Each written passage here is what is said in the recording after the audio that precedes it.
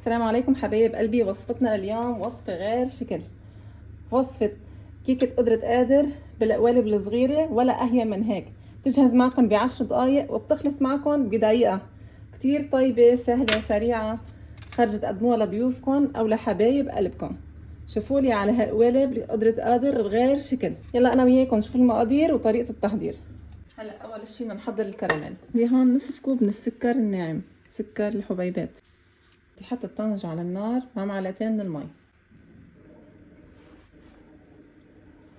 وهلا بدي احطهم على النار تكون متوسطة. صحيح نسيت ما قلكن، قبل ما نكرمل السكر على النار بدي اجيب القوالب اللي انا ححط فيها كيكة قدرة قادر. بعدين بدي ادهنها شوي من الزبدة. عم ندهن القوالب كرمال ما تلزق معنا بعد ما نقلب الكريم كراميل بهيدا الشكل. وهلا بحط الطنجة على النار بعد ما دهنت القوالب اللي بدي اسكب فيها الكراميل، وبحرك السكر. خلي النار تكون هادية تحت الكراميل. شايفين حبايب قلبي بعد ما نشفط المي هون بيرجع السكر عنا بيدوب. ما تخافوا بهالمرحلة، خليكم دايما عم تحركوا ايديكم فيها. شايفين حبايب قلبي كيف بلش السكر يتكرمل معنا؟ اهم شيء نحن بهالمرحلة عم نحرك ايدينا بالطنجرة ونحرك السكر كرمال ما يحترق معنا. بهالمرحلة انا بنصحكم تجيبوا معلقة خشب، حيكون السكر عندكم كتير حامي. شفتوا كيف داب كل السكر؟ خليه ضيق وطفي تحت النار. هلا وبسرعة فضيا كاسة هيك لاقدر اسكب كراميل قبل ما يجمد. وهلا دغري بسكبه بالكاسات، وزعوه بهيدا الشكل.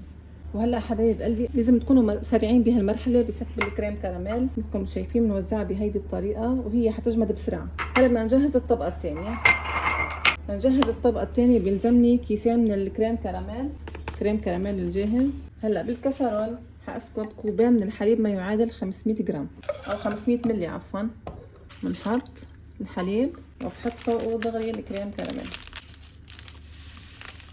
هذا اول ظرف، وهذا الظرف الثاني. على البارد بحرك الكريم كراميل هيك وبحطه على النار. ضلي عم حرك فيه لحديت ما يوصل لدرجة الغليان، بعدين بطفي تحت النار. بهالمرحلة حبايب قلبي نسيت ما قلكم انه ما بتضيفوا له سكر، لانه الكريم كراميل اللي استعملته بقلبه سكر، ما في داعي لتحطوا له سكر. اذا الكريم كراميل عندكم ما بقلبه سكر حطوا له سكر مقدار اللي انتم بتحبوه. وهلا بهالمرحلة بضيف له معلقة صغيرة من الفانيليا. وهلا بعد ما وصل لدرجة الغليان بشيله عن النار.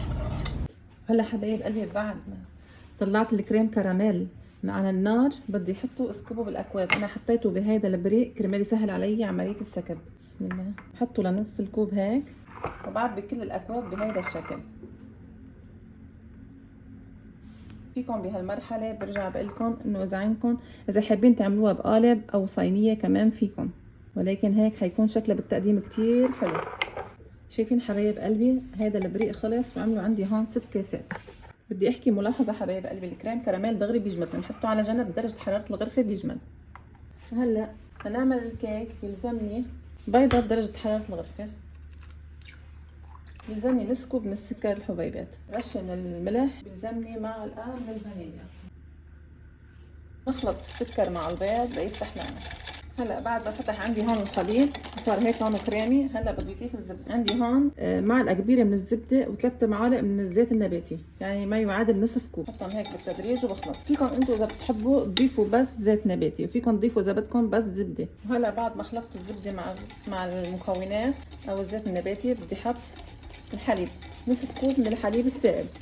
بهالمرحلة بدي اضيف كوب من الطحين، كوب الا ربع من الطحين، ومعلقة من الكاكاو الخام، معلقة كبيرة من الكاكاو الخام اللي بدون سكر. بنخلط طحين، ولازم ننخل بهالمرحلة الطحين، ومعلقة كبيرة من الكاكاو الخام. بدي اضيف كمان معلقة صغيرة من البيكنج باودر، معلقة صغيرة مليانة من البيكنج باودر. ننخل المكونات هيك مع بعض. هلا بدي اضيف معلقة صغيرة من قهوة سريعة الذوبان، فيكم اذا ما بتحبوا القهوة ما تحطوا، وبحرك.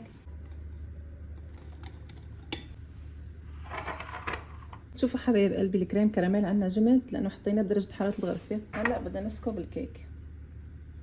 اكيد انا هلا محميه الفرن على درجه حراره 180. بدنا نحط الكيك بالرف الوسطاني.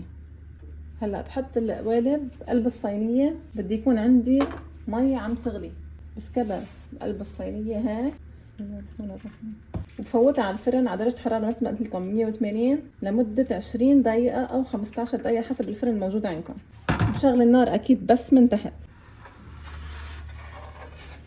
هلا حبايب قلبي بعد مرور 20 دقيقة جهز الكيك معنا. هنخليه يبرد بدرجة حرارة الغرفة. قبل ما يبرد بدرجة حرارة الغرفة بختبره بخلة أسنان بس لشوف كأنه استوى. طلعت الخشبة نظيفة معناتها استوى الكيك عنا.